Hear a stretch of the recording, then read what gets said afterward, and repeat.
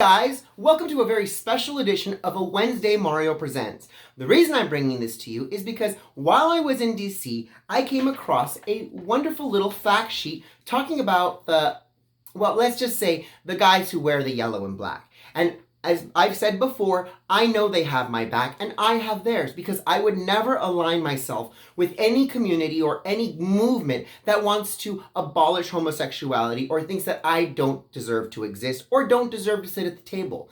These guys absolutely deserve to sit at the table and invite me to sit next to them. So let's go over the 11 tenets of their organization. Number 1, reinstating a spirit of Western chauvinism. We adopt a blatant and unapologetic promotion of Western civilization, which is characterized by a secular government whose legal code is informed by Judeo-Christian ethics and whose origins lie in the Greco-Roman tradition of the Republic. The primary values of the West are personal liberty, self-determination, and sovereignty of the individual and sanctity of life. They believe in minimal government. One of the things that makes the West truly the best is that we are able to and choose to govern ourselves with honesty, fairness, and responsibility. The more prominent role the culture plays in influencing behavior, the less than necessary becomes for the government to intervene. Therefore, let us celebrate and uphold Western wisdom, and may the government stay out of the way. As John L. Sullivan said in 1838, the best government is that which governs the least. Government should have as little possible to do with the general business and interests of people.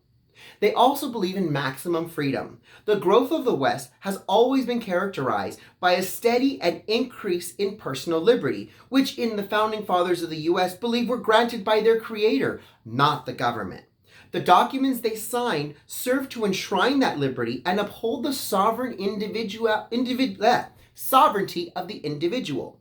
One principle that must accompany freedom that many overlook too easily these days is personal responsibility. Maximum freedom cannot persist without the fulfillment of duty, as Patrick Henry said in 1775 when he said, "Give me liberty or give me death." This group is also very pro-free speech. They quote, "Congress shall make no law respecting an establishment of religion or prohibiting the free exercise thereof or abridging the freedom of speech or of the press or the right of the people to peaceably assemble and petition their government for a redress of grievances." They are very pro-gun rights, because they believe that a well-regulated militia being necessary to the security of a free state, the right of the people to keep and bear arms shall not be infringed. And that comes directly from our Second Amendment. They believe in closed borders. They believe that the West is truly the best. This is why it's the #1 destination for immigrants across the world. Nowhere else can you find the same combination of freedom, prosperity, infrastructure, and decency. But we cannot be the world's orphanage. Those willing to travel to suffer the journey and risk their lives fight for a better world back home, and Godspeed. To those willing to defy sovereignty of our borders and expect a handout upon arrival, well, you know what? You can just sod off. We're full. They glorify the entrepreneur because they celebrate and honor the ones who risk everything to improve our lives. The inventor, the job creator, the men whose failures and innovations have shaped the modern world. The true enemies of poverty, fortune to the bold, and glory to the brave. They venerate the housewife because this is not a mandate on how women should behave or how they should live their lives. Rather, they acknowledge and appreciate and exalt any woman who chooses to stay at home, raise her children, tend her hearth, and be her husband's first and most ardent supporter and ally. She creates human life, she shapes it, and builds communities in which we live. They are very anti-political correctness.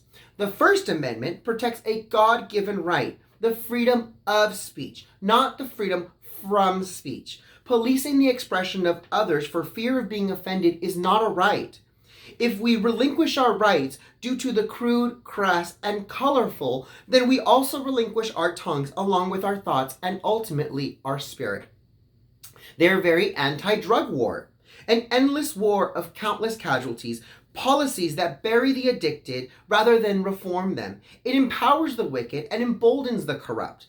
The prohibition of certain chemical substances and medicinal plants has fueled the rise of government violent regimes who have ruined our neighborhoods, our nations, and destroyed our local communities.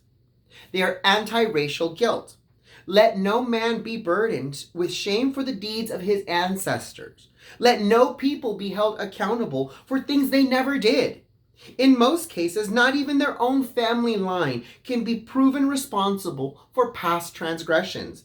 May we right the wrongs of the past of one people rather than perpetuate the plague of division which caused them in the first place. And lastly, they are very anti-racism. I've seen this personally.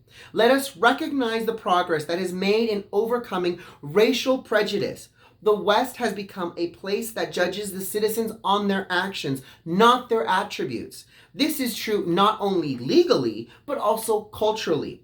Racism may be alive, but it is not well, and it will continue to dwindle so long as we continue to uphold our Western values. These are the 11 tenets of the young men who wear black and yellow. And if you want to know more and you want to find out more, you can visit them at www.loudboysusa, all one word, .com. I can't say the real word because I may get shut down. Heck, this shirt may cause me to be shut down. I love you guys all. I will talk to you guys soon. Mwah! Have a beautiful week.